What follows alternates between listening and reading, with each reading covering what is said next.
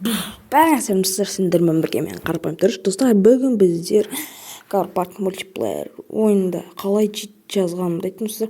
Егер де осы видеоның астында 300 лайк болса, 350 подписчик болса, осы читті қалай істегенімді айтамын. Мына Мерседес ашық тұр. Новый обновлениедегі читті мен қалай алғам, соны айтып беретін боламын. Короче, осы айтатын боламын. Короче, осы достар. И содан кейін мына бір нәрсе мешейтіп бір. Содан кейін бір ауди шыққан, как көрсем сіздер. Бірақ мына Мерседес маған қатты ұнады. Тюнинг, если тегін таныс жасауға болады. Бұда міне Мерседес, кәдімгі майбах. Осы и қазір трансмиссиясын включить етейік. Мен қарасыздар, ең соңғы моторда тұрған сияқты. Соңғының алдындағы мотор екен. 1120. Бәрін саламыз достар. Турболарда 112 аттың күшін көрсетіп тұр. Шиналар саламыз. Керемет шина. Міне достар, осы, короче, осы видеоның астында примерно 300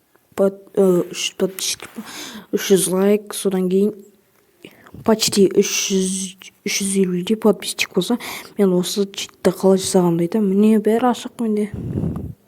Бәрі ашық. Қазір жаңа ауди тауып берейін. Қатып атыр кішкене. Айтамын достар, міне бәрі ашық. М5, E63. Міне демон, мына пикап. Короче, бәрі ашық. Өтіп кеттік аудим. Поедунка, мына машинада бәрі ашық. Мына ГТР.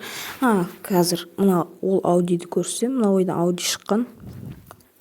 Ол 740 000 теңге тұрады. 740 000 доллар тұрады. Если осы видеоның астында. Міне достар. Не ол қып-қыл. Міне өзім дамытып тастағам. Короче, сіздерге қалай тегінданады. Міне 200 000 теңге баса салды.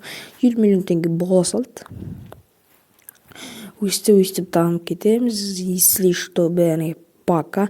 Смело лайк басып, анаға жазылып кетейік. Всем пока.